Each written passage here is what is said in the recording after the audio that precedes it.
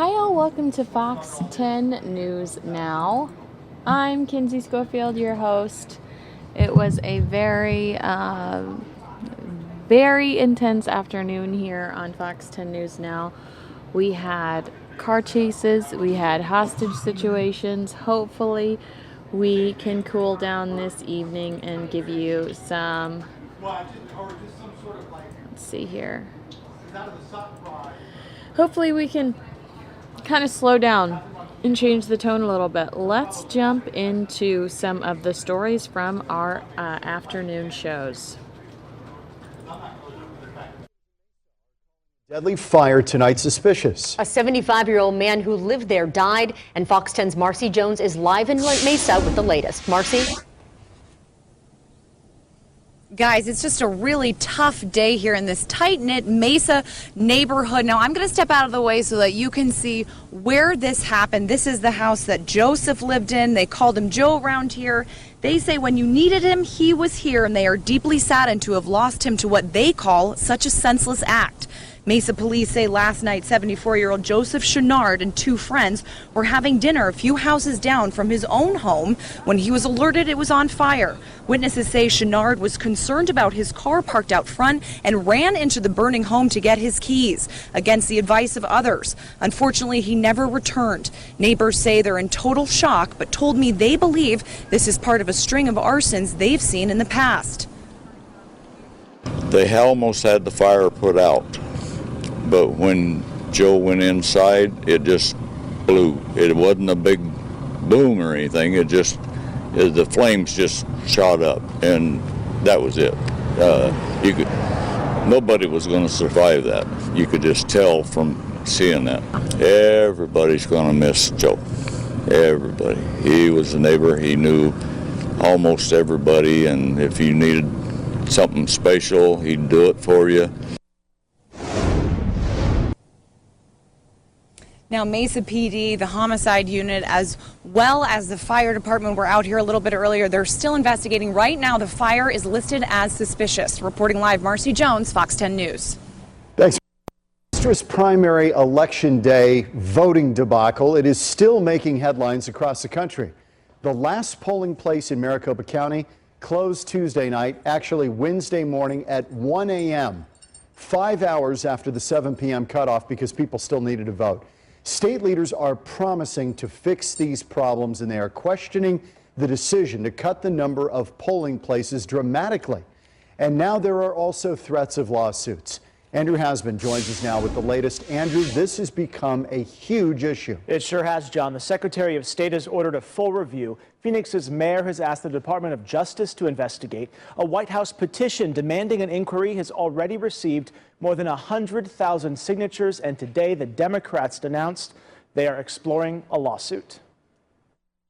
The state Democratic Party claims it received more than 1,000 phone calls on Election Day, and 3,500 voters have sent in written complaints. But it really seems like this is the kind of behavior that merits legal action, and we are certainly going to look hard at determining whether we have a good case and whether it's necessary. Maricopa County election leaders shrunk the number of polling places from more than 200 in the 2012 primary to just 60 for Tuesday's election. And now the accusations are flying. But no matter what, there's nothing that we can deny that voter suppression happened. This move had been in the works for months, even discussed at this February Board of Supervisors meeting. We have had at your direction to try and keep the press preference as cheap as humans could do it. Only one supervisor, Steve Gallardo, expressed concerns but still approved the plan. But I put a lot of faith in him. I told him, hey, I'm not comfortable with 60. I would prefer more. I made it clear. I want more polling places.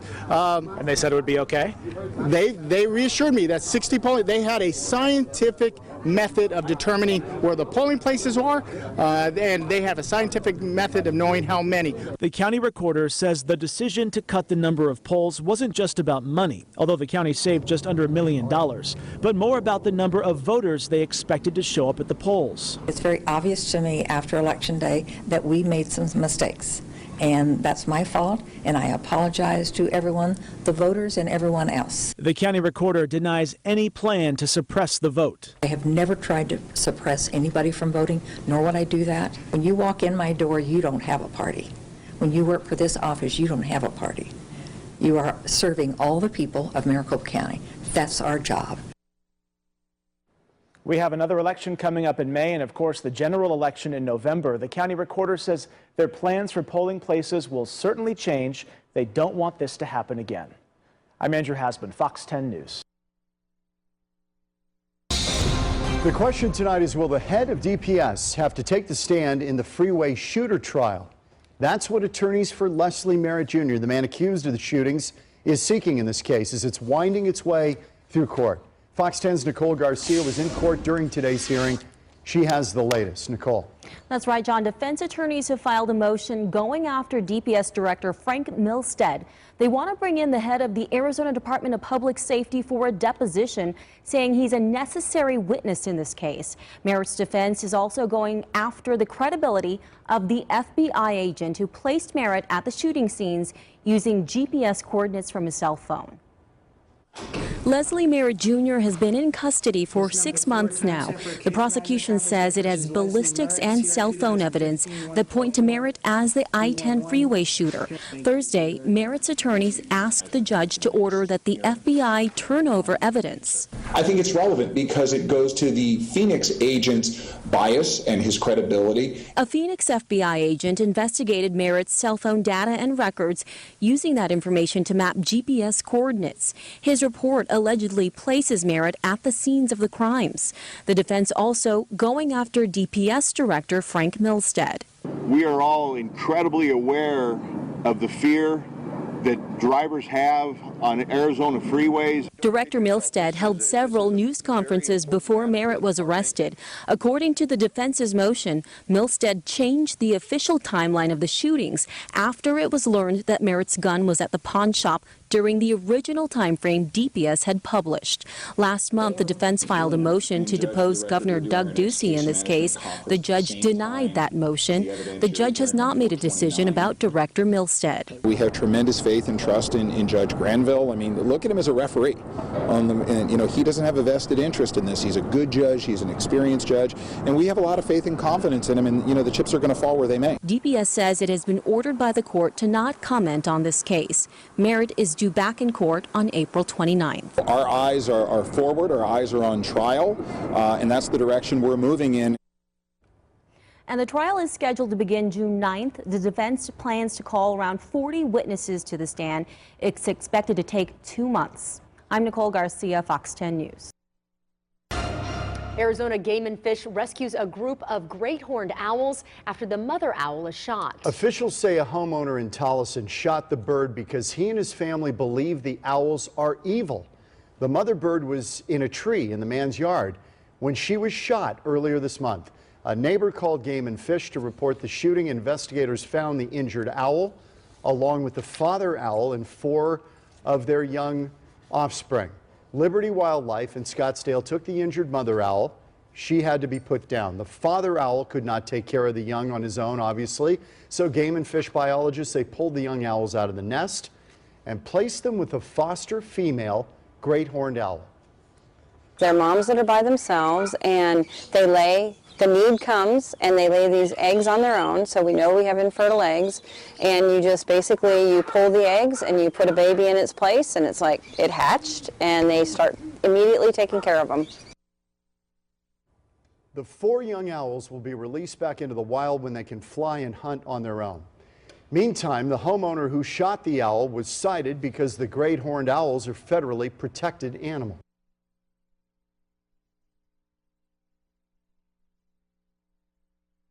Wasn't the only drowning incident this week. On Sunday, a 2-year-old in Tempe nearly died after falling into a pool that didn't have a fence at all. With these recent accidents, Glendale Fire Department, they want to be very diligent about this and remind parents and families the ABCs of water safety. Fox 10's Danielle Miller has more tonight from Glendale. There's been 2 drownings within the last month here in the city of Glendale. Now the Glendale Fire Department wants to spread the message that drownings do not have an off season. It's something that can happen year-round. You know, we've had unfortunate drownings in the wintertime, just like we've had in the summer. With the recent drownings around the valley, Michael Young with the Glendale Fire Department is hoping parents will pay attention to the ABCs of water safety. A, for adult supervision. If your job is to be watching a child, you know, keep an eye on the child. B, for barriers. Encouraging people to have self-closing sliding glass doors that the handle is put up above where a child can't reach, pool fences that are locked, pool nets, any type of barrier in between, you know, that child and a water hazard. And C, for classes. Encouraging parents to get CPR certified as well as getting their children swim lessons. There's been 2 drownings within the last month in the city of Glendale, one of those being fatal. Sadly, a 5-year-old passed away after drowning on Wednesday, and on Monday, a 2-year-old in Tempe nearly drowned. Young says tragic accidents like this can happen within minutes in the smallest amount of water. People tend to forget that things other than pools can harm a child, something from a canal, lake, or even a dog's water dish. Infants can unfortunately fall into that, and it only takes an infant, you know, 1 inch of water to drown. With the Easter holiday coming up, Young says parents should be on high alert if your Easter egg hunts are anywhere around water. Danielle Miller, Fox 10 News. This was a stunner out of left field. The Diamondbacks, could they be leaving Chase Field in downtown Phoenix or even Arizona altogether? That is the big question tonight. The teams want out of its lease unless there are major improvements done to the stadium. The Diamondbacks are even threatening to sue Maricopa County if their demands aren't met. Troy Hayden is here with the new details. Troy. Yeah, I can imagine fans are very happy to hear this. The Diamondbacks leaving Chase Field and maybe Phoenix altogether. That seems to be the threat coming from the team this afternoon. The D-backs saying Chase Field needs nearly $200 million in repairs. The county, they say, isn't doing those repairs. And if they aren't done, they want to be let out of their 30-year lease. A letter from the team to county supervisors saying, quote, we are requesting that the Maricopa County Stadium District allow AZPB Limited Partnership, basically the ownership group, the right to take such actions as it deems necessary in order to move and play Diamondbacks baseball games in a location other than Chase Field, saying basically they want to be let out of their deal. The Diamondbacks' current lease doesn't expire until 2028, and under that agreement, the team can't go anywhere. The county says taxpayers spent $238 million building Chase Field, and the D-backs can't just walk away from that. The county manager, in fact, speaking just minutes ago, saying he doesn't think this is an issue of maintenance that hasn't been done. He says the D-backs are trying to get their rent reduced. Let me make it clear, in none of those meetings with the Diamondbacks have they raised the issue of us not adequately maintaining the facility. What they have brought up is their desire to reduce the amount of rent that they pay the stadium district for use of Chase Field. We have made it clear over those 4 years that we cannot significantly reduce the rent at Chase Field because that's the revenue that we use to maintain those facilities. So that's the county side of things. Diamondbacks President Derek Hall is going to speak to the media in about a half an hour out at Chase Field to give more of the Diamondbacks side of this. So basically the D-backs threatening to leave Chase Field and possibly Phoenix in some sort of a negotiation here. So we have a crew heading to the Derek Hall event. We'll bring you updates as we get them from there. Reporting live, Troy Hayden, Fox 10 News. All right, and I am going to transition to one of the stories we were talking about just a moment ago. This the Arizona Democratic Party very unhappy with that voting experience on Tuesday. I want to play that for you now. What is this? Okay, we're going to cut into it right here.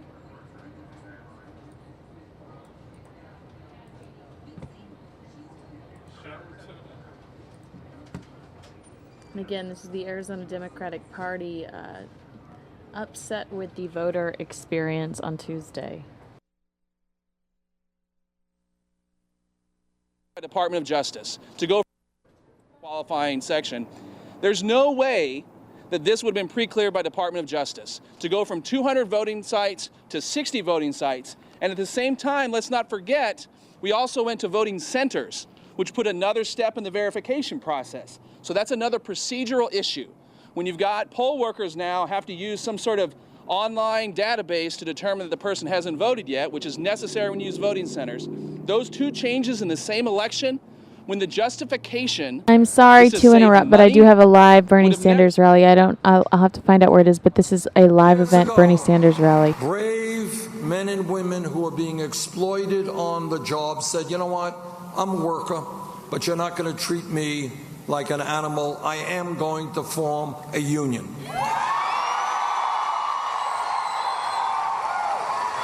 Civil rights movement took place over decade after decade, where black and white and Latino and everybody came together and said, you know what, in America we are going to end discrimination and bigotry and segregation.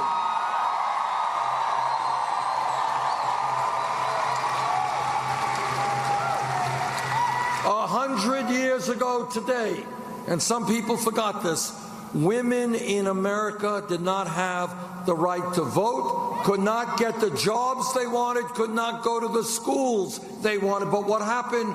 Women stood up, and with their male allies, they fought back.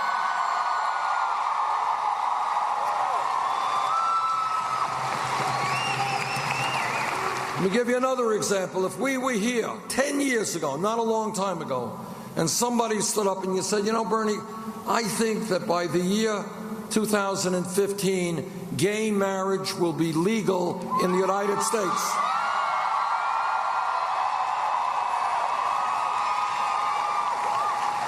Somebody said that, the person next to him would have said, what are you smoking? Which raises a whole other issue.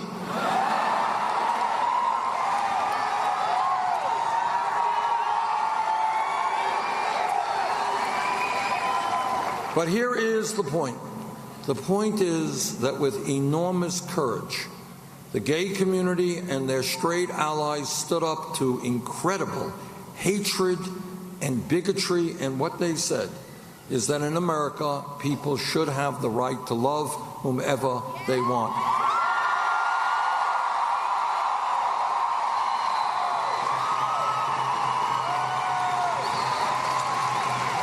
And let me give you another example of how change, real change, takes place.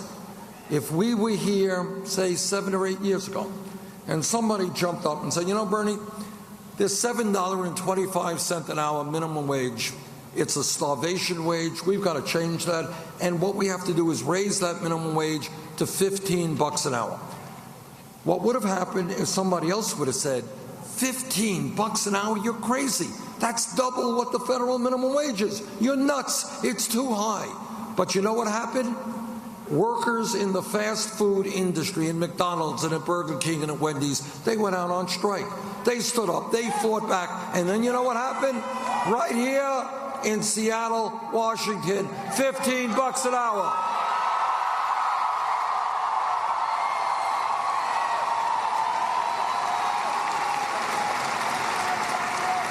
In Los Angeles, in San Francisco, in Oregon, $15 an hour.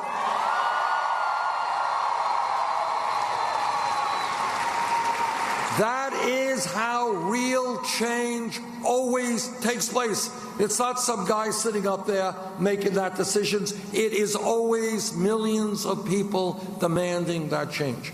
And right now, today, 2016, we are in a pivotal moment in American history.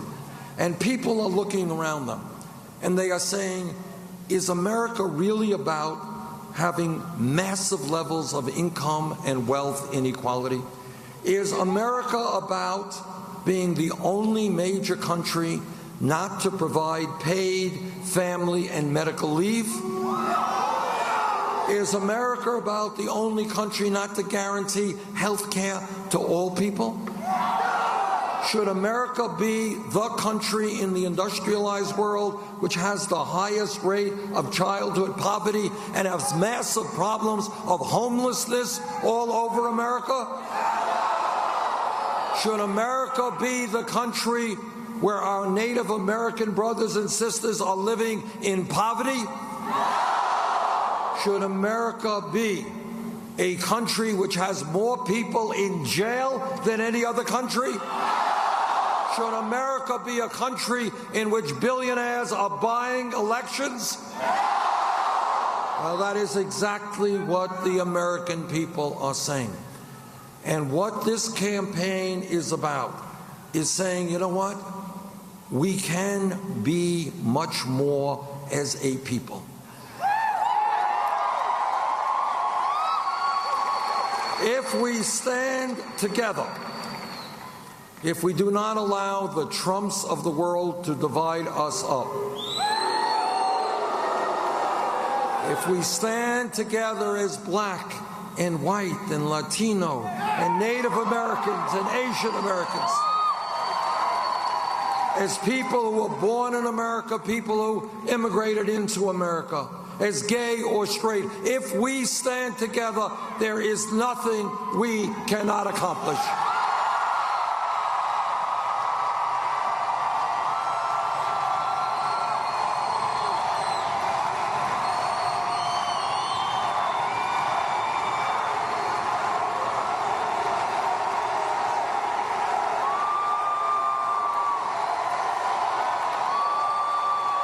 Now, let me tell you why Donald Trump will not become president of the United States.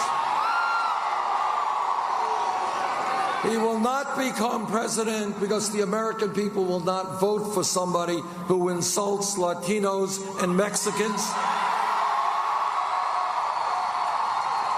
He will not become president because the American people will not vote for somebody who insults Muslims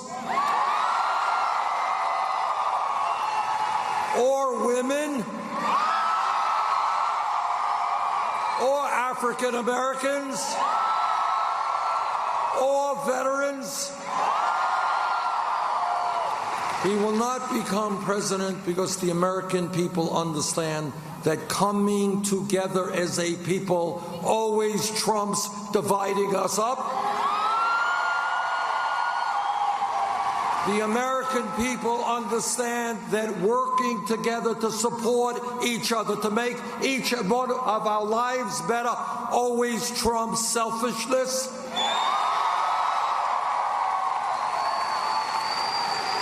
The American people will not vote for Donald Trump because they understand that every major religion on earth, Christianity, Judaism, Islam, Buddhism, whatever, all of the major religions teach us one very powerful message, that at the end of the day, love trumps hatred.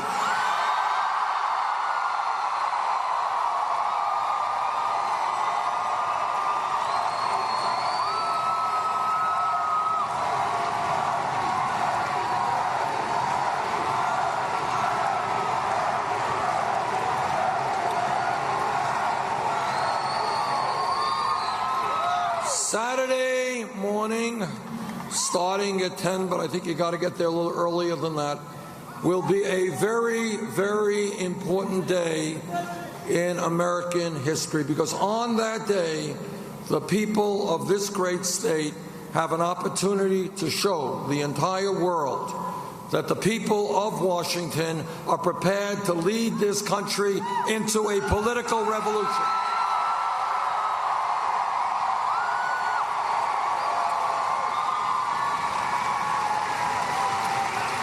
If the voter turnout is high on Saturday morning, we are going to win this. Please bring out your friends and your family. Let's go forward. Thank you all.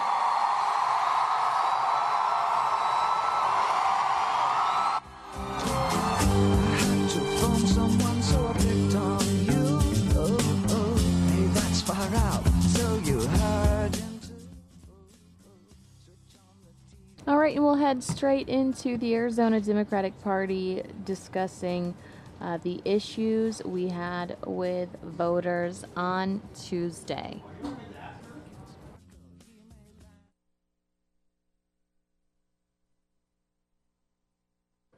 qualifying section. There's no way that this would have been pre-cleared by Department of Justice to go from 200 voting sites to 60 voting sites. And at the same time, let's not forget, we also went to voting centers, which put another step in the verification process. So that's another procedural issue.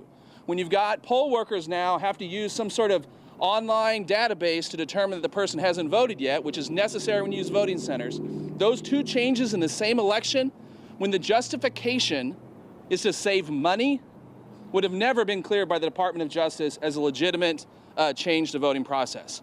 So when that happens, we are forced to consider whether or not this requires us to take legal action under Section 2 of the Voting Rights Act, which says that if you have a change in process that results in voters being disenfranchised, in voters having their voting rights infringed upon, then you have a cause of action under the Voting Rights Act. So we're investigating that now. We're trying to see what happened. Again, I want to emphasize it's not just shrinking down to 60 sites.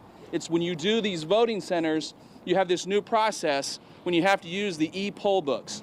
And we've had reports that there were problems with the e-poll books, that not only did they cause extra delay, but that the e-poll books also at times malfunctioned and didn't give the right ballot that the person should have to take. I also want to point out that a 5-hour delay causes you to consider whether there's ADA concerns and whether disabled persons are having their voting rights impinged, because obviously a person who's otherly abled is not going to be able to stand in line for 5 hours to wait for a ballot. These are big global concerns.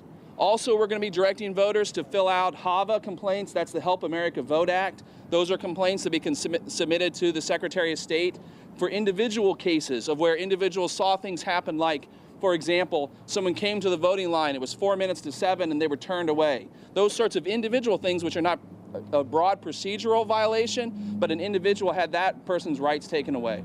So all these things are going to require further investigation, but it really seems like this is the kind of behavior that merits legal action, and we are certainly going to look hard at determining whether we have a good case and whether it's necessary.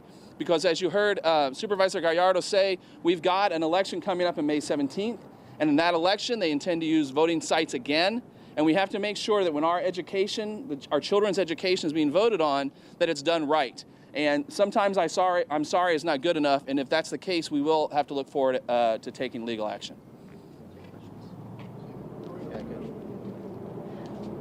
Are there any questions for any of us? How many people have reached out to you guys through your website or your phone line who have had problems, and were most of them just were the wait, or do you think there's a computer glitch in their system? We sent out an email yesterday asking people to tell us their voting problems. About 3,500 people so far have submitted the form, and we had over 1,000 calls on Election Day, all with people who were having issues. Most of the issues were the lines. Some of the issues were there was no parking for miles and miles. So they had to actually be turned away by police at voting sites.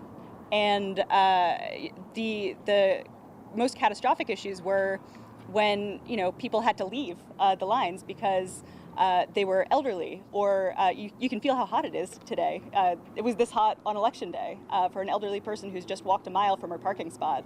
That's really hard for her to wait in a 5-hour line. Do you think that is reflected in the turnout? They were expecting 60-65% turnout, and it was going to come in way under that. Do you think that just drove you people? We were actually really impressed with the turnout on the Democratic side and the Republican side combined, considering the catastrophic issues that we saw. But it's very clear from looking at those lines, especially looking at how the lines extended till midnight, that turnout was definitely affected. There's no way it wasn't. We have no idea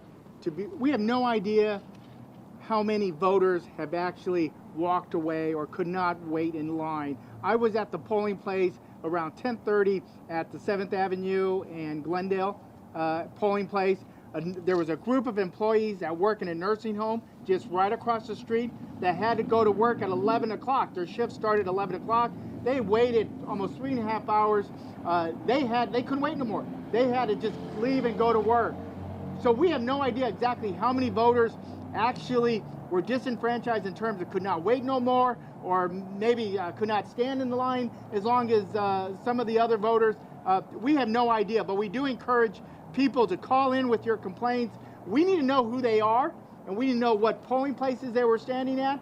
All that information needs to be collected and analyzed. Republicans included, too. Yeah. I'm sorry? Yes, definitely. Republicans and independents included also. Secretary Reagan has called for a series of public hearings, and she's going to conduct them in the worst hit areas. Are you encouraged by that? Yeah. It's being billed as a transparent sort of thing and open to everybody, Democratic and Republican. Are you encouraged by that? And do you think anything? Do you think we can shed some light on what's happening? I'm definitely encouraged that some light is now being shed on these terrible problems that have been issues in Arizona for many years. I'm glad that they're starting a dialogue, and I just hope that that dialogue actually comes to some action items where we're not seeing these kind of problems in November. I just happened to overhear that actually. I mean, this was all across the county. I've heard anecdotally, and it's just something I overheard. But I heard that Paradise Valley was also affected too. Yeah, this is. I mean, look, this. When this kind of shrinkage occurs, it affects a lot of people, but it's going to disproportionately affect poor people and people of color in terms of being able to drive somewhere, being able to have the time to actually sit there and actually wait for it, wait for the opportunity to vote, and just the areas that are most likely to not be voting by mail because there's a rich tradition of voting in person. Are going to end up being disproportionately of color or poor. However, it does not mean that voter suppression did not occur among Republicans, among the well-off. They too were inconvenienced, and there's no denying that. To your Reagan point, to Secretary Reagan's point, if she was serious about this, she would move even faster. The legislature is about to close up. It's going to be very difficult to get bills passed, and signed by the governor. Especially because she's going to have to put an emergency clause on it. Instead, what she did this year was spend the time early in the year trying to gut civic organizations being able to help people fill out their ballots, making it harder to vote by mail, as well as making it more difficult and to keep large money, dark money out of politics. So if she's serious about it, we'd like to see her move with more urgency. And Barbara, real quickly, Barbara, on the May 17th election, because that's what has to be looked at. We need real reform in the state of Arizona when it comes to our election procedures. We need to start talking about May 17th. Is Maricopa County Elections Department prepared for May 17th? We know there has to be additional polling places. Are they ready to go out and have 800 polling places? Are they prepared with 7,000 board workers?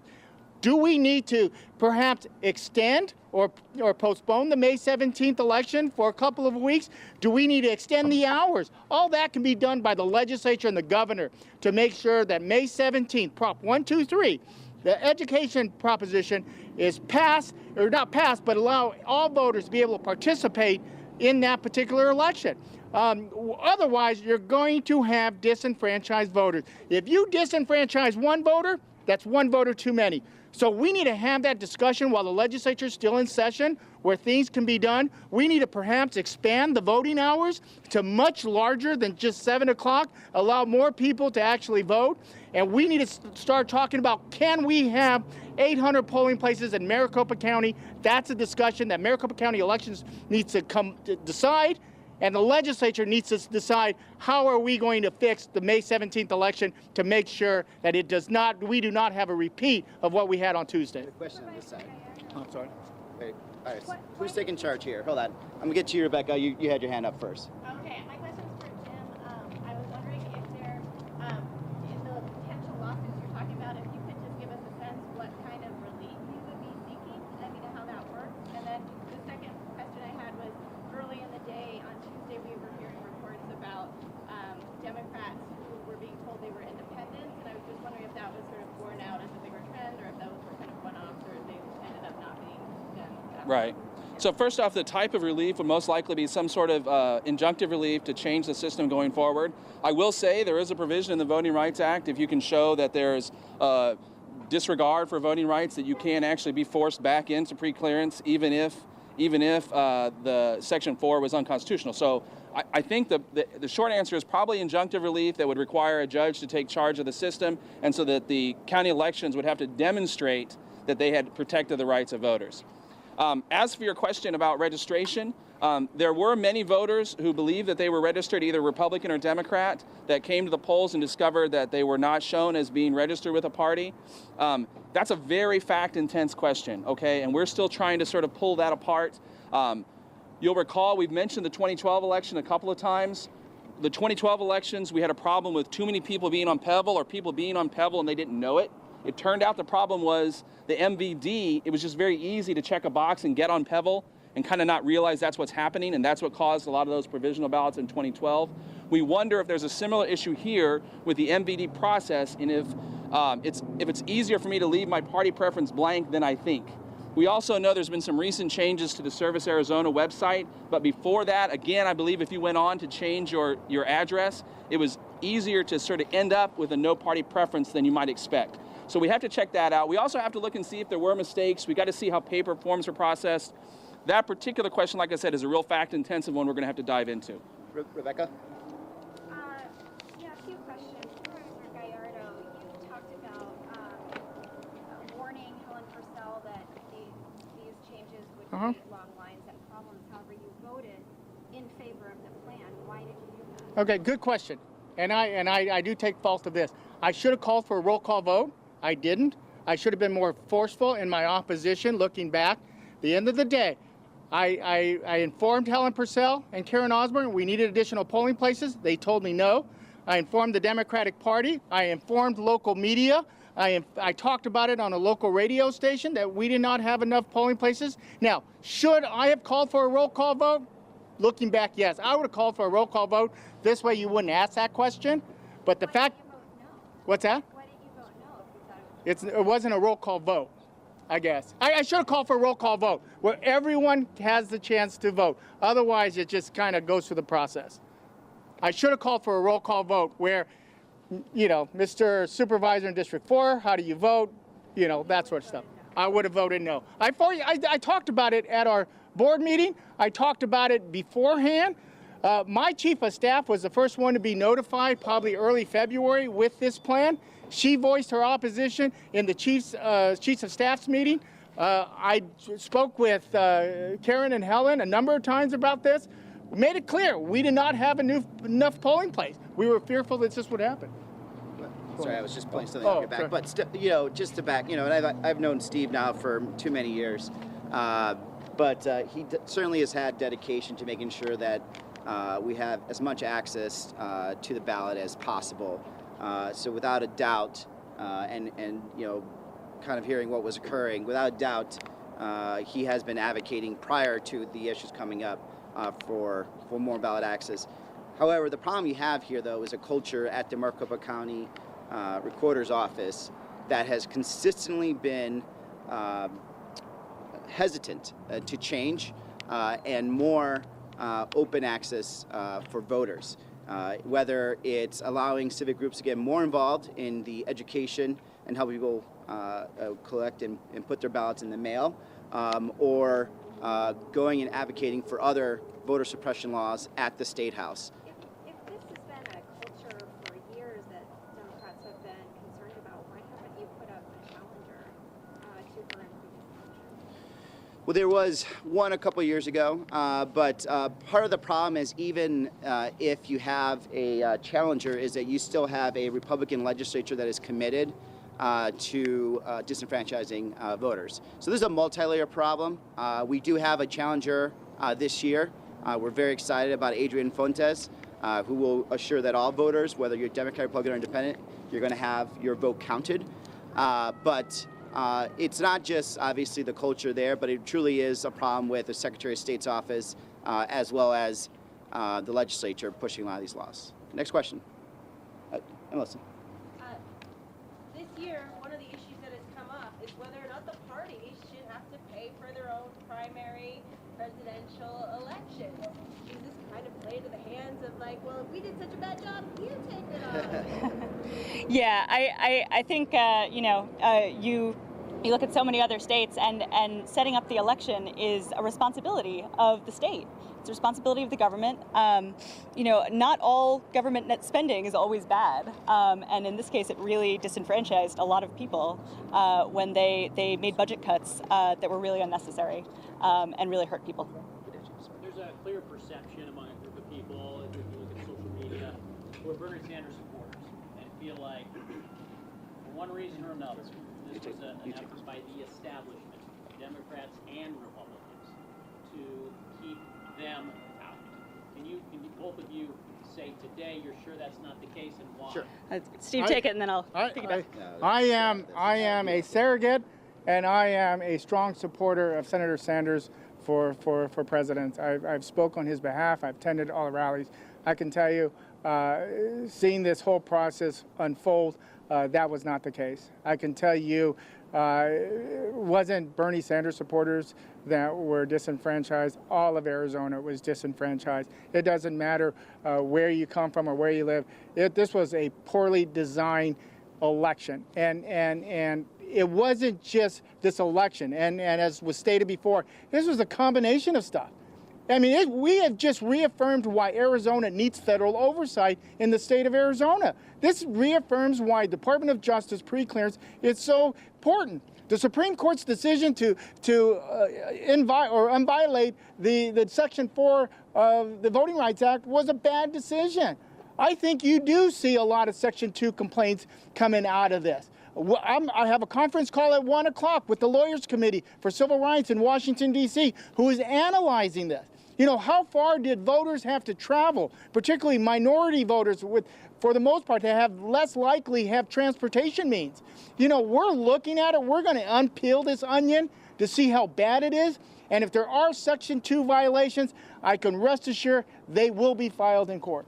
And Sanders campaign manager Jeff Weaver that they don't trust the vote count here. Doesn't that fan the flames of Bernie supporters that think that this was rigged? Listen, so speaking from the party, if I'm part of the establishment, I was running around all day giving water to voters, taking voters' calls, trying to help people vote. I want all Democrats and all people in Arizona to have the right to exercise their right to vote. So I was working tirelessly along with our entire staff to make sure that we could help in any way we could under these terrible circumstances. Trying to get the polls open later. Next question. So looking past May, obviously these polling stations are a complete disaster, but what about something like some other states like Washington State have done where it's a mail-in ballot where you get to avoid that altogether? Are you guys even looking at something like that? That's always an option. I can tell you tomorrow morning I have a meeting with Karen Osborne and Helen Purcell tomorrow morning to talk about May 17th. I want to see their plan. I want to see how they plan on Tuesday was a disaster. Throw that plan away. That's not good. The county elections office has 2 months, less than 2 months, to come up with a plan that will allow voters an opportunity to cast their ballot. Freely, easy, accessible. We need a plan. I'm going to meet with them tomorrow. We'll have a better idea. I'm looking forward to see what their suggestions are, because Tuesday's election, garbage, throw it away. It's not happening. If the legislature wants to look at other options, that's fine. Right now, the county recorders don't have that option under state law. But I really think the legislature needs to start looking at May 17th. What are the options? Let's expand the hours of polling places. Let's do what we can to make sure that May 17th is not going to disenfranchise one voter. Now, do you think that they actually would have the opportunity to open more polling stations in the next couple of months? She could. Is that a far-fetched idea? That there's a lot of options that she could be using, and not just her, but even other places across the state. In terms of universal ballot, like I believe Oregon, Washington has, that's always an option. The goal should be to allow more people to vote in a manner that we can all agree is accountable in the easiest way possible. That has not been the dogma of the Republican Party here in Arizona. This is what you see as a result of two things: austerity politics, where we try to do more government services on the cheap, and voter suppression efforts. And this is what happens when you do that, and this is the resultant of that. Here's my question, and this is the question you take to Governor Ducey, who put out a statement just that following morning in regards to this election. Here's my question. Governor Ducey, did you know about the 60 polling place plan? I can tell you he probably did. I can tell you that. And here's my other question to Governor Ducey. What are you going to do as governor to ensure that your Proposition 123 is not going to disenfranchise voters? The fact is the legislature is still in play. They're still right now they're at the legislature voting on pieces of legislation. It's controlled by Republicans in both the House and the Senate. The governor's office definitely has input. Let's come out with a bill real quickly. You can, if it's a fair bill, you will get bipartisan support. That's going to fix the May 17th election to make sure this does not happen. But I repeat, go ask the governor, were you aware that they were going to use the 60 polling place plan for the May 17th election? Ask them that question, because that was the plan. I can tell you the plan is to use the 60 polling places for the May 17th election. Ask him if he knew about that and what he thinks about it. I've read his statement. Now, what is he going to do about it? The fact is, Tuesday's election was a disaster. We need real reform in the state of Arizona. We need to get rid of this 29-day cutoff date. That's ridiculous. We need same-day voter registration. We need to make sure everyone has an opportunity to exercise the most fundamental right they have, their right to vote. And Jim, It's a little low energy today, aren't you? Let him off. County Elections Office yesterday bringing up the registration problems. We understand that you brought names of voters. They looked at the rolls and they were in fact registered as independent. So, you know, it wasn't like there was. Well, first off, it wasn't that everyone was registered as an independent. Some people were registered as no party preference.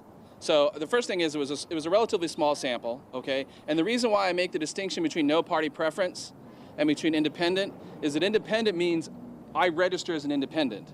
No party preference can mean that I just don't fill in the box.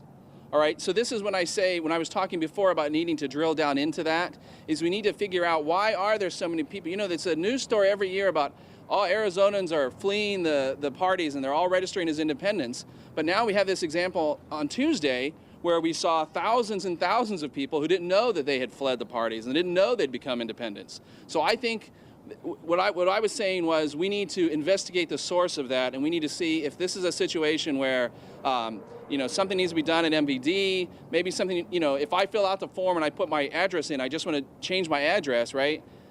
Maybe I assume that all that does is change the address. Does that also, if I don't fill in the party preference, does that change that as well? So I think we just have a lot more data to gather on that. Did you get answers from the office yesterday, and did you come away satisfied, or what did you hear in that meeting?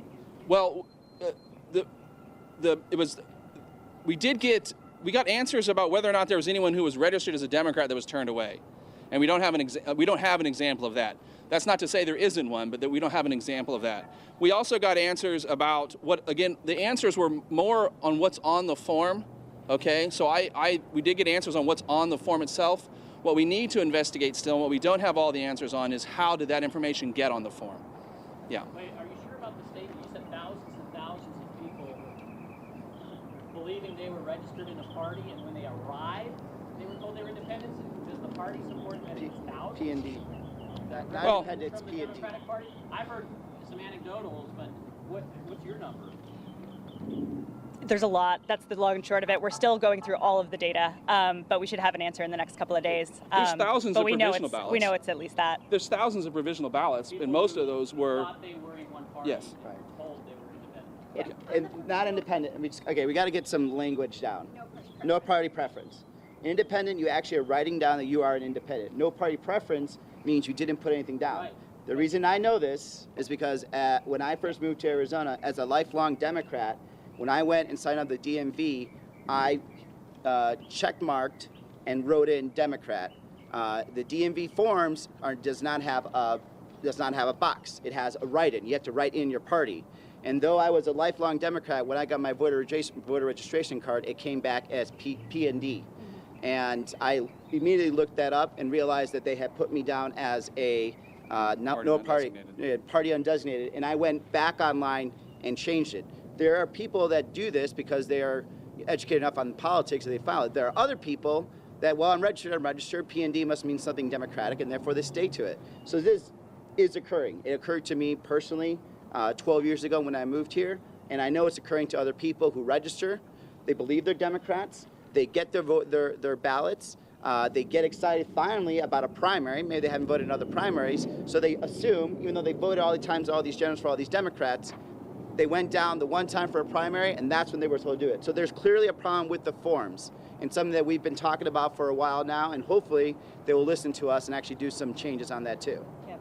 About people with the provisional ballots, what should they be doing? I mean, some of them are address issues, right? Like they needed a different form of ID. Right. What can you say about, like, to make sure your provisional gets counted? Definitely, Jim. You want to? Sure, you can go onto the Maricopa County election site and you can put in information. You can find out whether your ballot was counted or not. So that's a good thing that we have in Arizona, is you can follow up with that and make sure whether your provisional ballot was counted or not. And if it wasn't counted, then you can look into why it wasn't counted and figure out how you can remedy it. But you mentioned. Oh, go ahead. Oh, I was just going to say, you mentioned people having the wrong form of ID. That's another huge issue that we need to address. These voter ID laws in Arizona are terribly restrictive, and they're going to really hurt both parties on Election Day in November if it isn't rectified. And it is upon Maricopa County, the Elections Department, and this is every county, all 15 counties, to notify those voters that have voted a provisional ballot and let the voters know if their ballot, for whatever reason, if it was not counted, but why. The voters need to know. If it's an address change or if it's a wrong party affiliation, they need to know that, hey, for whatever reason, you're registered PND, but you need to re-register. Those are the things that I think the county recorder's responsibility is to notify those voters to let them know. I would venture out to say that most of the provisional ballots are exactly that. They were independents and party not designated. They thought they were able to participate. They thought they were registered Republicans and Democrats, and they weren't. So we need to address that, and I think it's upon the county recorder to notify them and let them know. Sheila, is the state Democratic Party calling for any resignations out of this, or what do you want to see from Secretary Reagan and herself going forward here? I want to see a secretary and a recorder that do their jobs. I want to see some major changes for November. We cannot have this. Tuesday was absolutely unacceptable. I absolutely condemn the plan, and I think that we either need to call on them to do their jobs, do them better, or we need new people in office who can do them for them. That's up to the voters to decide. Yeah, that's how I feel. It's up to the voters to decide, but we need voters to be able to come out in November to vote in a new Secretary of State, a new county recorder. We need new change at the Ducey administration's level and at the legislative level. If they can't vote, they can't decide. We need everyone to be able to vote. Okay, let's. All right, and I feel like this is a very democratic episode because now I have a roundtable in Los Angeles, California with Hillary Clinton up next. So I'm just not getting any GOP content in today. I've not had a Trump rally or anything. I haven't received that. So we're going to go to Hillary Clinton in Los Angeles at this roundtable event earlier today. My good friend, thank you for joining us. You know, as a global city, we reflect the world.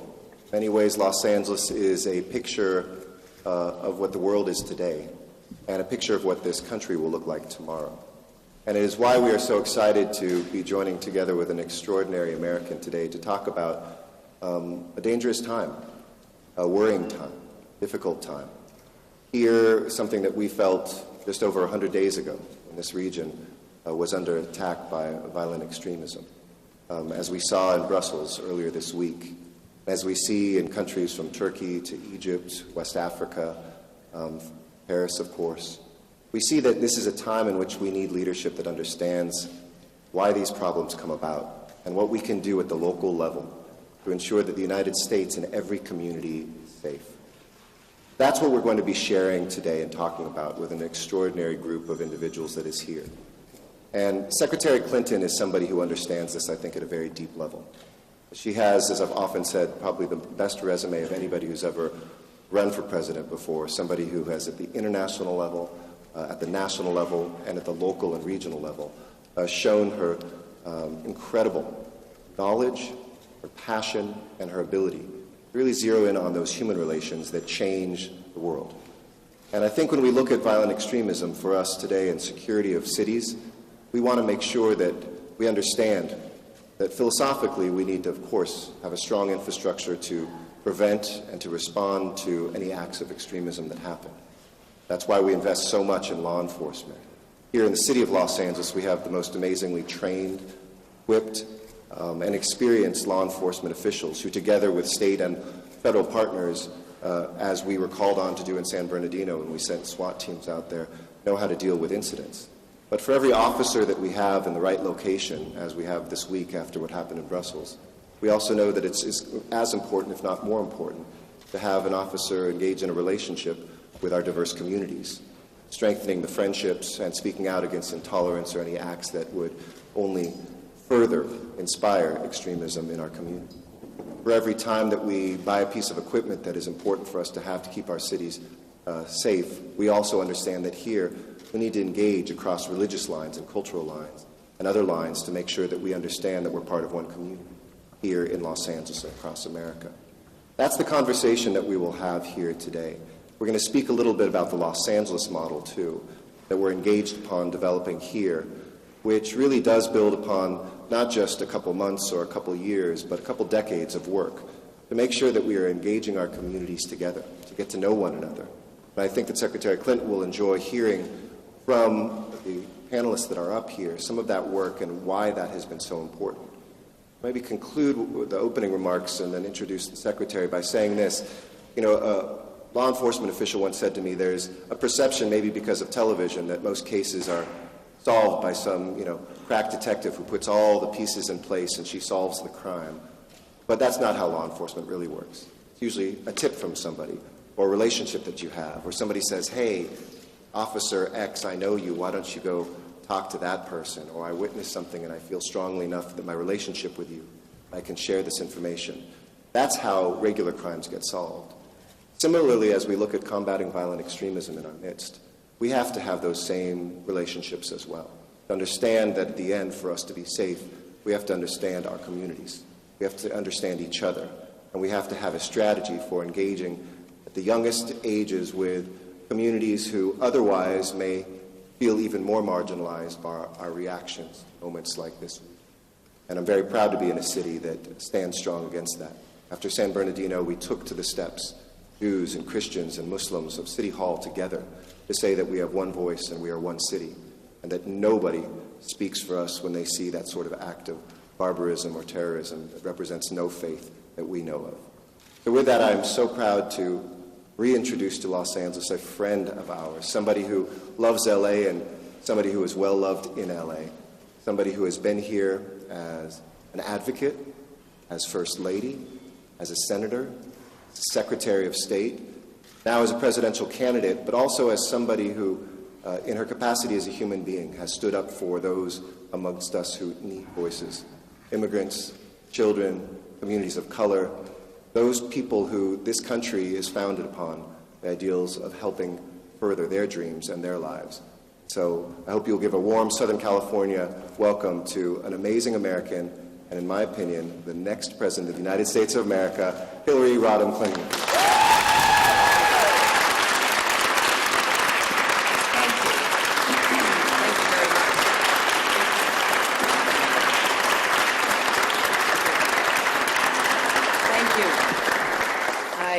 I appreciate greatly that warm welcome. Great to be here at this extraordinary university. I echo everything the mayor said about it. I'm prejudiced because my nephew is a junior here, so I have good personal information about what an extraordinary place this truly is.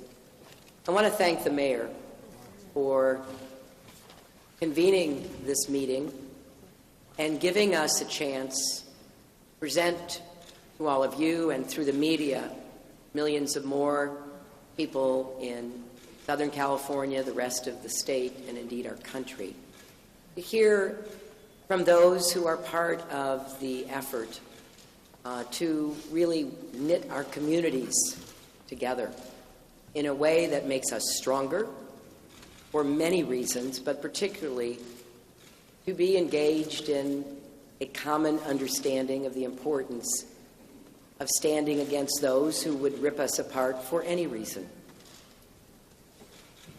The recent months, with the attacks that we've seen from Lebanon to Turkey to Paris to San Bernardino, now to Brussels and other places as well, as the mayor referenced in Africa, have really once again brought to the forefront the importance of the work that the four panelists here do every day, not just when terrorism is in the headlines, but bringing people together, looking for common ground. And I'm especially pleased to be participating in this because I think it's important that we hear these voices, not just the hot rhetoric and the demagoguery that I think is not either useful or reflective of who we are as a people. It is not only often offensive, but dangerous. And therefore, I want to help broaden the conversation, the way the mayor described it being carried out right here in Los Angeles. So I will be doing as much listening as talking, because I want the men and women who will be addressing this issue from each of their perspectives to have a chance to be heard, not to be drowned out by politics, by partisanship, by hot rhetoric, but to really make clear that what they do and what they stand for is what all of us should be supporting. I want to end by referencing a story that was in the press in the last 24 hours about a taxi driver in Brussels. This gentleman of Moroccan origin heard about the attacks and immediately wondered whether the 3 passengers he had taken to the airport that day, who he thought were somewhat strange acting, could have been involved. And what he did was to reach out immediately to law enforcement. Say, I picked up these 3 men. I can tell you where I picked them up.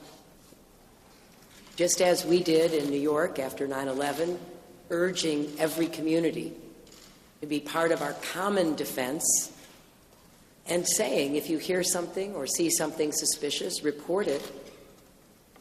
This gentleman did exactly that and led the police to what seemed to be a stronghold of the terrorists, including a lot of ammunition, bomb-making materials, and the like. Now, I mention that because I think it's important for all of us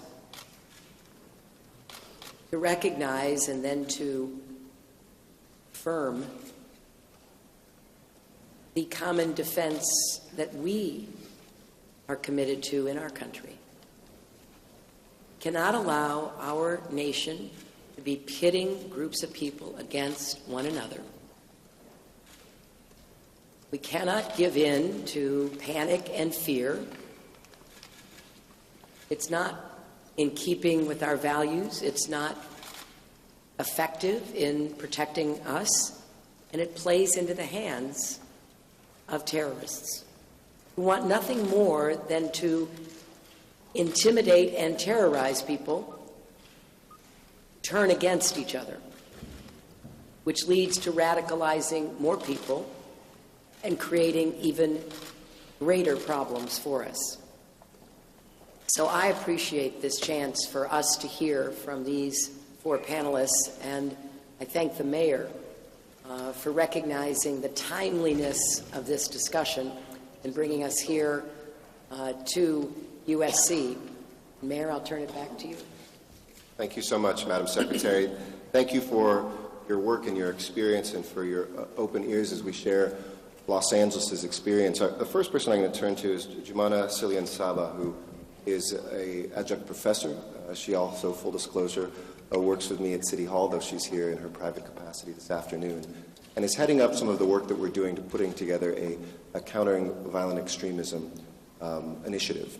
It's founded on key principles of being able to prevent, to intervene, and to interdict extremists and extremist acts when they happen. So we're very pleased to have her here, and why don't you share some of your thoughts with the Secretary first.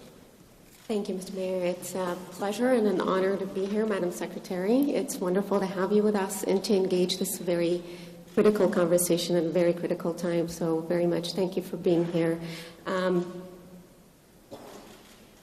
One of the most important discussions that we're having is how do we engage our communities?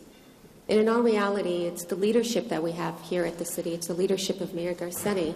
But it's also the courage of our people to come out and really engage a very difficult conversation, one that we will be having today and perhaps for the next generation to come. The work that we do here in the city of LA could not be possible without the partnerships that we have with our communities. It couldn't be possible without the input that we have from our communities, and our ability to build strong intervention and strong prevention comes as part of a partnership, not only in terms of our government partnerships and the partnerships that we form with our government agencies, but it's also the partnerships that we form with our faith communities. It's the partnership that we form with our social services, our mental health professionals. It takes all of these areas of expertise in order for us to come with something that is comprehensive and something that truly meets the needs of our community. And so this is the foundation of our work in LA. It really is focused on, and it really stands on the civil rights of our people, which is a cornerstone not only to our identity but to our framework. But it is also the premise that it's resilient communities, that it's healthy, strong, resilient communities who are really our strongest defense against violence, all form of violence, and particularly ideologically motivated violence. So these are the cornerstones of not only our framework, but truly our approach, which has been for the past several years, working with our academic institutions, USC, and working with Brie Lascota, who we will be hearing from, working with people like Salam al-Mariyati and several of you who I already see in the audience, who are very much not only the strong voices in the community, but you are truly the leaders in which we rely on as we move forward in building this very important aspect of our framework. So. I promised we'd let everybody speak, but Juman, if I can go Oprah for just a second with a follow-up. I wanted to ask you, what cities are doing this across the nation? And, is this something that's uncharted territory? Do we feel like we have good conversations happening? And what can the federal government role play? Because we have the ears of the future president here to help knit together these initiatives at the local level with kind of a national standard. Certainly. So there are 3 cities which are working on this. Initially, DHS and the White House had recognized Boston, Minneapolis, and Los Angeles. And one of the reasons Los Angeles in particular was recognized is because of the many years of work that has laid the foundation for our partnerships through our interagency collaboratives with local, federal law enforcement agencies, but also because of the foundational work that we had laid in building relationships with our community. So essentially, the framework for LA was built with tremendous input from our communities, and they were in fact part of the drafting of that. And so because of a lot of that foundational work that was laid in the city of LA, the White House recognized LA and the framework for LA at the White House Summit in February. And we were there presenting with several of our community peoples and you who are already in the audience as well. But one of the most critical things as we move forward is our ability to provide the needed resources so that we are investing in our communities, that we are building capacity within our communities, because they are truly our defense line. And it is our ability, and it is the ability of our local as well as our federal government to put the resources in the needed investments so that we are truly supporting a community-driven and a community-based initiative. Salam al-Mariyati heads up the Muslim Public Affairs Council. This is our second appearance this week together, unfortunately, because of the Brussels tragedy. And I want to thank him for joining with us that next morning. And we stood together to let people know the role that they could play in making this city safer, and you certainly have been a huge partner in that. Thank you, and turn the microphone over to you. Thank you. Well, first, let me just say, as an introduction, I walked in here and I felt some suspicion. And it's not because I'm a Muslim, but it's because I'm a graduate of UCLA.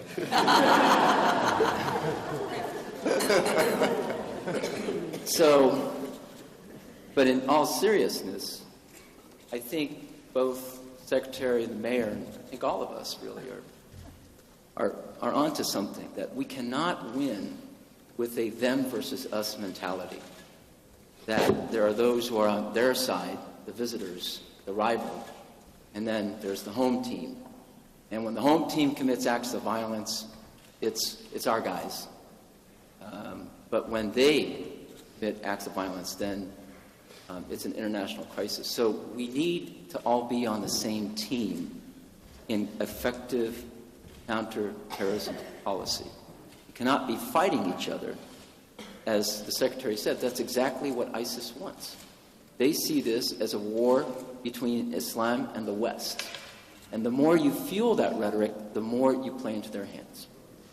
And our biggest problem, honestly, as American Muslims, is we're just having a tough time getting our voices heard. Everywhere you go, they say, what we just heard from you is great. You condemn terrorism. Why are we not hearing that enough? We had a rally with the mayor, 1,000 civic leaders, and coming out against extremism and violence. It was not heard. It didn't register. We need to figure out ways to work together in amplifying the moderate voice. The moderate voice is the voice of Nahla Kayali, who's here from Access, who deals with refugees and resettling them and developing positive identity formation integrated into American society. The positive voice is when we are with Rabbi Sharon Brous in forming Muslim-Jewish partnerships in Los Angeles, that we will not allow the politics of the Middle East to divide us.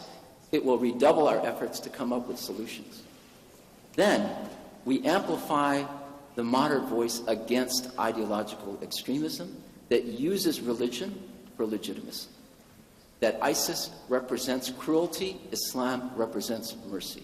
That ISIS represents destructive behavior, Islam says to go and build a civilization. That ISIS says we are going to intimidate anyone who disagrees with us, whereas Islam says repel evil with good so that the one with whom there is some enmity becomes as if he is your closest and warmest friend. So that voice that is based on exposing the moral bankruptcy of ISIS and bolstering the voice of mainstream communities who are working. Just down the street, for example, there is a free medical clinic that was developed by Muslim doctors called Clinic. There are people engaged in civic engagement every day. We are hearing sermons in mosques and Muslim conventions against extremism. If we can partner with them and amplify that voice, I think that would be a good step in saying that we are united against terrorism. We will not be divided by terrorists or any kind of hate mongering. If I could underscore something that Salam just said, because I think it's a real lesson or message for all of us. It's becoming, in a time where we have so much information that is just swirling around us in ways that were unimaginable even a decade ago. It's become harder and harder for moderate, reasonable voices to be heard. Think about it. The way you get eyes or ears is to be provocative, even extreme, to say things that are going to draw attention. That'll get you invited back. Or that'll get you more, responses to whatever it is you're posting. And I don't think this is a trivial issue.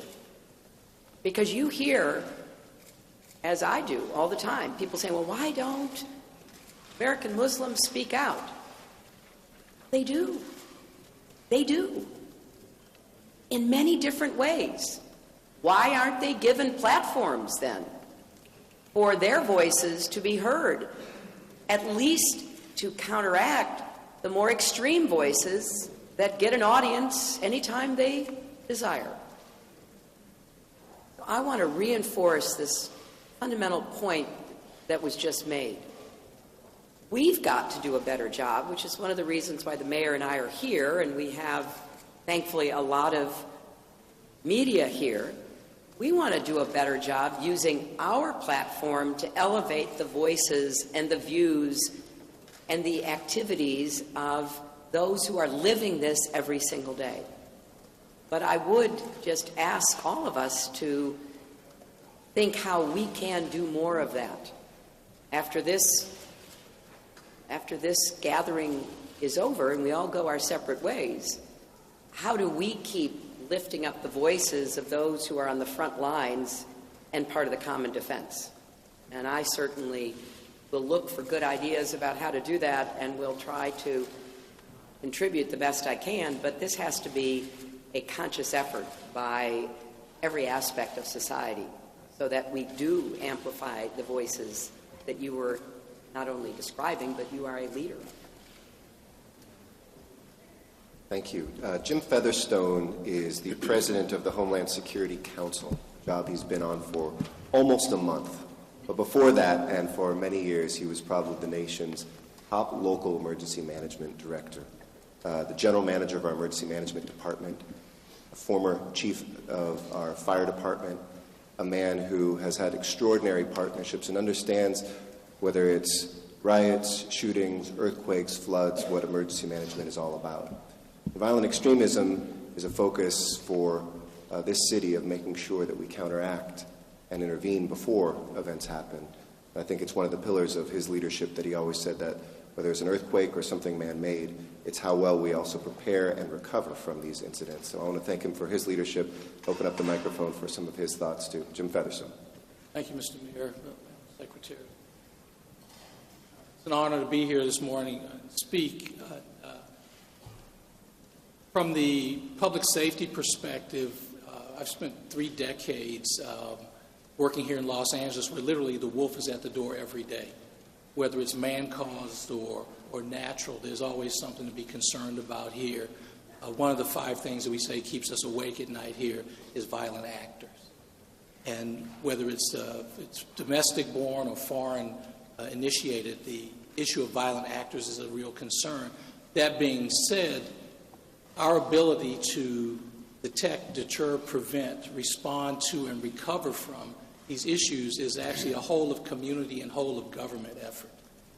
What you see here in Los Angeles is probably one of the most collaborative big city efforts in terms of the public response, but that public response doesn't stand alone.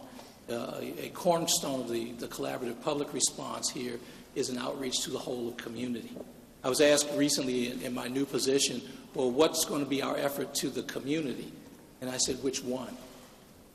Because, L.A. is the diaspora city. So the various communities here, whether they're communities of faith, communities because of economic stratification, language, ethnicity, etc., it's the whole of community that's important here. And having just left the mayor's employ, I know that the public safety effort here is keenly aware of the various communities. For me to dovetail into the work at the HSAC is important, too, because the HSAC was spun up like so many other Homeland Security Advisory Councils in the wake of 9/11.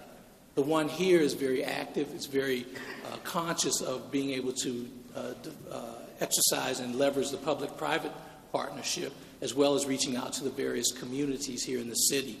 So whether it's, like I said, communities of faith, communities because of economic issues or cultural background or language, 9 of the 10 most vulnerable communities in the county of Los Angeles are in the city of Los Angeles. So it's very important to understand those vulnerabilities, not necessarily vulnerabilities in terms of their ability to respond and recover, but just their vulnerability in terms of perspective.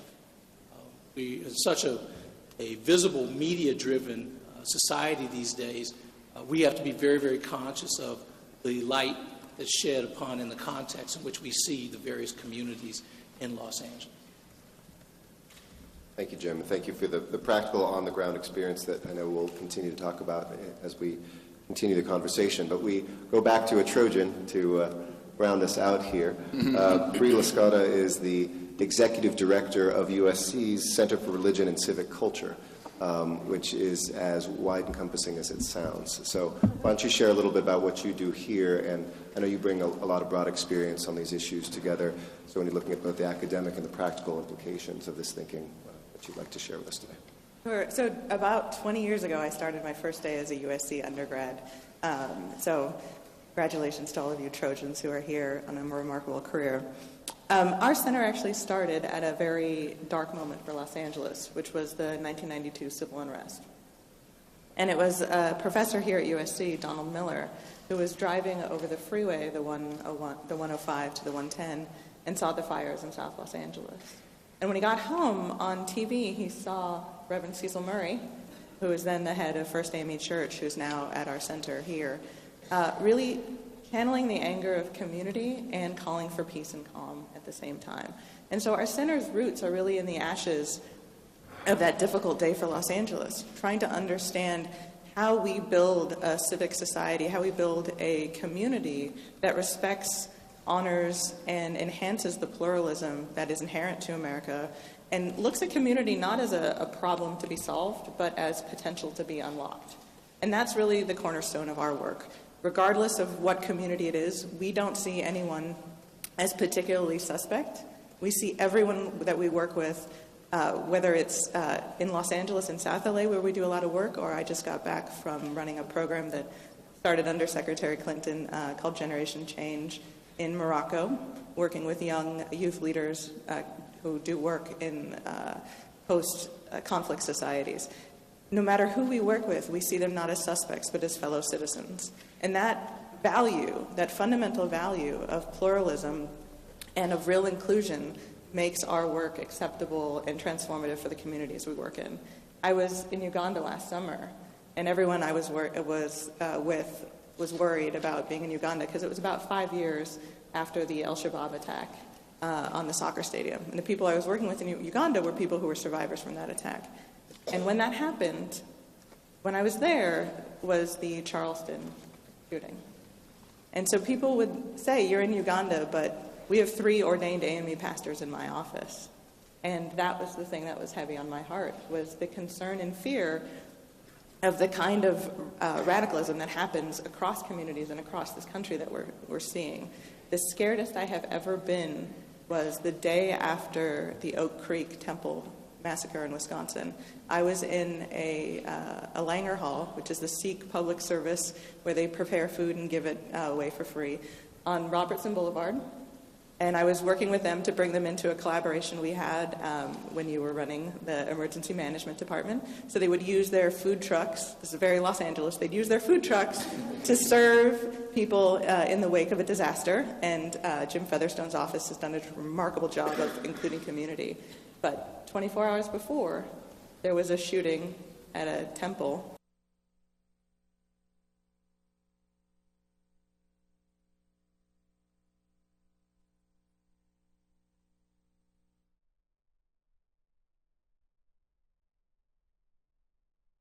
I'm talking to myself. That's a joy. Very interesting discussion with Hillary Clinton in LA, this roundtable discussion. We are Fox 10 News Now, 9 a.m. to 9 p.m. We've got a few minutes left on the clock. And in the meantime, we're going to take a look at some of those local stories. Just letting you know, we're going to have an update to all of these local stories tonight at 9 p.m. If you'd like to watch our live local television news broadcast, it's fox10phoenix.com/live. Again, it's fox10phoenix.com/live. But in the meantime, let's take a look at some of those local stories that dominated our afternoon show. The Diamondbacks, could they be leaving Chase Field in downtown Phoenix or even Arizona altogether? That is the big question tonight. The teams want out of its lease unless there are major improvements done to the stadium. The Diamondbacks are even threatening to sue Maricopa County if their demands aren't met. Troy Hayden is here with the new details. Troy. Yeah, I can imagine fans are very happy to hear this. The Diamondbacks leaving Chase Field and maybe Phoenix altogether.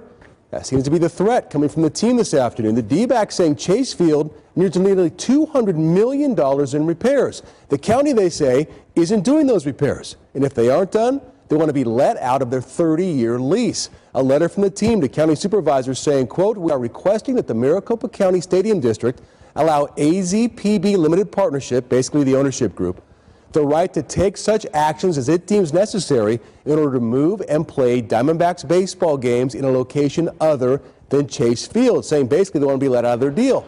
The Diamondbacks' current lease doesn't expire until 2028, and under that agreement, the team can't go anywhere.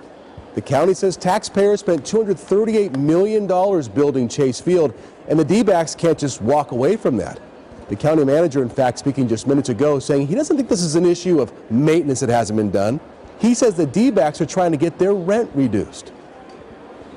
Let me make it clear, in none of those meetings with the Diamondbacks have they raised the issue of us not adequately maintaining the facility. What they have brought up is their desire to reduce the amount of rent that they pay the stadium district for use of Chase Field. We have made it clear over those 4 years that we cannot significantly reduce the rent at Chase Field because that's the revenue that we use to maintain those facilities. So that's the county side of things. Diamondbacks President Derek Hall is going to speak to the media in about a half an hour out at Chase Field to give more of the Diamondbacks side of this. So basically the D-backs threatening to leave Chase Field and possibly Phoenix in some sort of a negotiation here. So we have a crew heading to the Derek Hall event. We'll bring you updates as we get them from there. Reporting live, Troy Hayden, Fox 10 News. Thanks, Troy. Investigators in Mesa are calling a deadly fire tonight suspicious. A 75-year-old man who lived there died, and Fox 10's Marcy Jones is live in Mesa with the latest. Marcy? Guys, it's just a really tough day here in this tight-knit Mesa neighborhood. Now, I'm going to step out of the way so that you can see where this happened. This is the house that Joseph lived in. They called him Joe around here. They say when you needed him, he was here, and they are deeply saddened to have lost him to what they call such a senseless act. Mesa police say last night 74-year-old Joseph Chenard and two friends were having dinner a few houses down from his own home when he was alerted it was on fire. Witnesses say Chenard was concerned about his car parked out front and ran into the burning home to get his keys, against the advice of others. Unfortunately, he never returned. Neighbors say they're in total shock, but told me they believe this is part of a string of arsons they've seen in the past. They almost had the fire put out. But when Joe went inside, it just blew. It wasn't a big boom or anything. The flames just shot up, and that was it. Nobody was going to survive that. You could just tell from seeing that. Everybody's going to miss Joe. Everybody. He was a neighbor. He knew almost everybody, and if you needed something special, he'd do it for you. Now, Mesa PD, the homicide unit, as well as the fire department were out here a little bit earlier. They're still investigating. Right now, the fire is listed as suspicious. Reporting live, Marcy Jones, Fox 10 News. Thanks.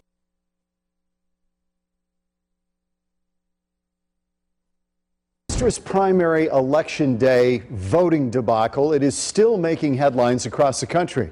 The last polling place in Maricopa County closed Tuesday night, actually Wednesday morning at 1 a.m., 5 hours after the 7 p.m. cutoff because people still needed to vote. State leaders are promising to fix these problems, and they are questioning the decision to cut the number of polling places dramatically. And now there are also threats of lawsuits.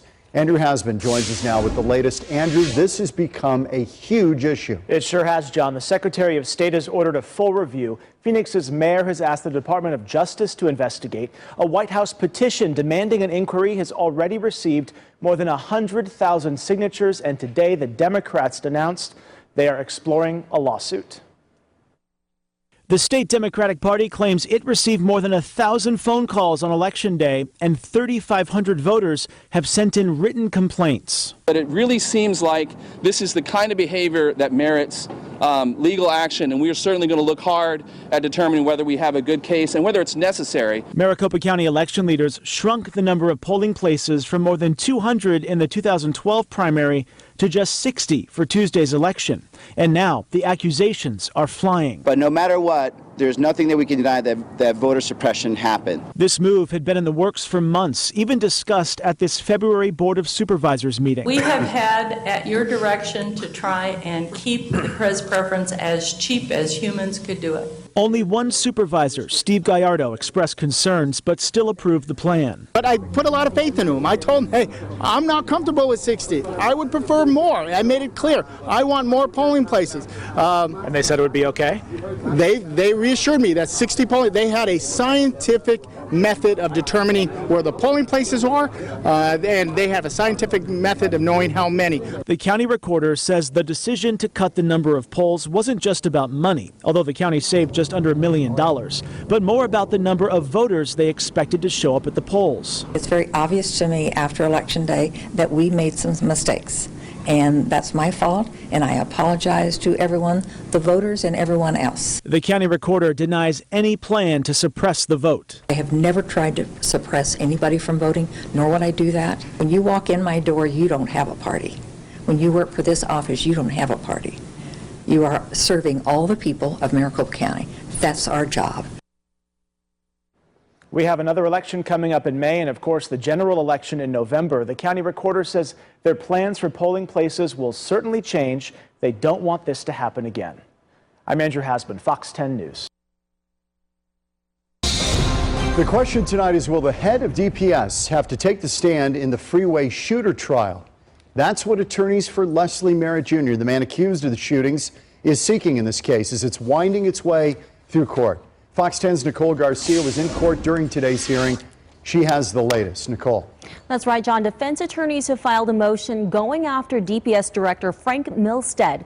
They want to bring in the head of the Arizona Department of Public Safety for a deposition, saying he's a necessary witness in this case. Merritt's defense is also going after the credibility of the FBI agent who placed Merritt at the shooting scenes using GPS coordinates from his cell phone. Leslie Merritt Jr. has been in custody for 6 months now. The prosecution says it has ballistics and cell phone evidence that point to Merritt as the I-10 freeway shooter. Thursday, Merritt's attorneys asked the judge to order that the FBI turn over evidence. I think it's relevant because it goes to the Phoenix agent's bias and his credibility. A Phoenix FBI agent investigated Merritt's cell phone data and records, using that information to map GPS coordinates. His report allegedly places Merritt at the scenes of the crimes. The defense also going after DPS Director Frank Milstead. We are all incredibly aware of the fear that drivers have on Arizona freeways. Director Milstead held several news conferences before Merritt was arrested. According to the defense's motion, Milstead changed the official timeline of the shootings after it was learned that Merritt's gun was at the pawn shop during the original time frame DPS had published. Last month, the defense filed a motion to depose Governor Doug Ducey in this case. The judge denied that motion. The judge has not made a decision about Director Milstead. We have tremendous faith and trust in Judge Granville. I mean, look at him as a referee. And, he doesn't have a vested interest in this. He's a good judge. He's an experienced judge. And we have a lot of faith and confidence in him. And, the chips are going to fall where they may. DPS says it has been ordered by the court to not comment on this case. Merritt is due back in court on April 29th. Our eyes are forward. Our eyes are on trial. And that's the direction we're moving in. And the trial is scheduled to begin June 9th. The defense plans to call around 40 witnesses to the stand. It's expected to take 2 months. I'm Nicole Garcia, Fox 10 News. All right, and it's 9 o'clock, which means I'm going to go ahead and wrap up. We're Fox 10 News now, 9 a.m. to 9 p.m. Monday through Friday. To watch our live local television news broadcast, you can go to fox10phoenix.com/live.